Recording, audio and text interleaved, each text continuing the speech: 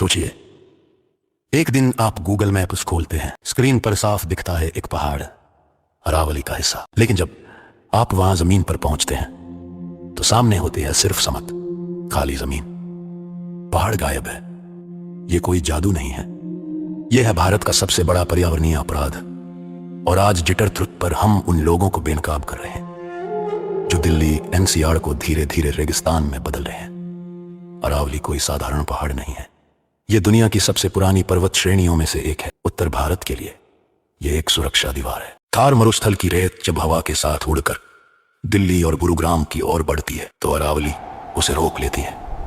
लेकिन जब यह दीवार टूटती है तो सिर्फ पत्थर नहीं टूटते, हमारे शहरों की सांसें टूटती हैं। 2002 में सुप्रीम कोर्ट ने साफ कहा था, अरावली में खनन पर रोक, लेकिन जमीन पर खनन रुका नहीं, बल्कि और ज्यादा मुनाफे का सौदा बन गया। कोर्ट ने कहा बंद, माफिया ने कहा दाम दोगुना। जितना सख्त कानून उतना बड़ा अवैध पैसा। अब सवाल यह है, अगर खनन बंद है तो पहाड़ गायब कैसे हो रहे हैं? जवाब है वैनिशिंग हिल ट्रिक। रात के अंधेरे में भारी मशीनें आती हैं, पहाड़ को धीरे धीरे काटा जाता है, जमीन के स्तर तक गिरा दिया जाता है, ऊपर से थोड़ी सी मिट्टी डाल दी जाती है। दूर से देखने पर लगता है कि यहाँ कभी पहाड़ था ही नहीं। निरीक्षण में कहा जाता है यहाँ कोई पहाड़ी अधिसूचित ही नहीं थी। कोर्ट का नोटिस आने से पहले पहाड़ पहले ही मिट चुका होता है। सबूत शून्य।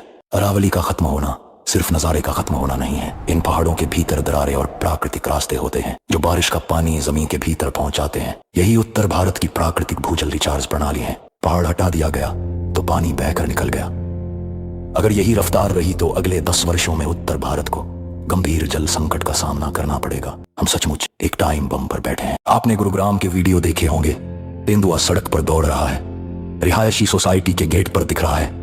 लोग कहते हैं जंगल शहर में आ गया, सच उल्टा है। शहर जंगल के घर तक पहुंच गया है। जहां कभी अरावली के जंगल थे, आज वहां सीमेंट है। तेंदुए का घर हमारे निर्माण का कच्चा माल बन रहा है। सबसे खतरनाक बात यह है, कुछ नए नियम ऐसे लाए जा रहे हैं जिनमें 100 मीटर से छोटी पहाड़ियों को पहाड़ माना ही नहीं जाएगा। पहले पहाड़ काटो, फिर कानून बदलो और फिर कहो ये पहाड़ था ही नहीं। इससे अवैध खनन कानूनी दिखाया जा सकता है। सवाल सीधा है, विकास के नाम पर क्या हम अपना भविष्य बेच रहे हैं? हमें चाहिए कंक्रीट या साफ हवा? अपनी राय बताइए, और अगर आपको लगता है कि यह सच लोगों तक पहुंचना चाहिए तो इस वीडियो को साझा करें। सच कड़वा होता है लेकिन जरूरी होता है। जय हिंद।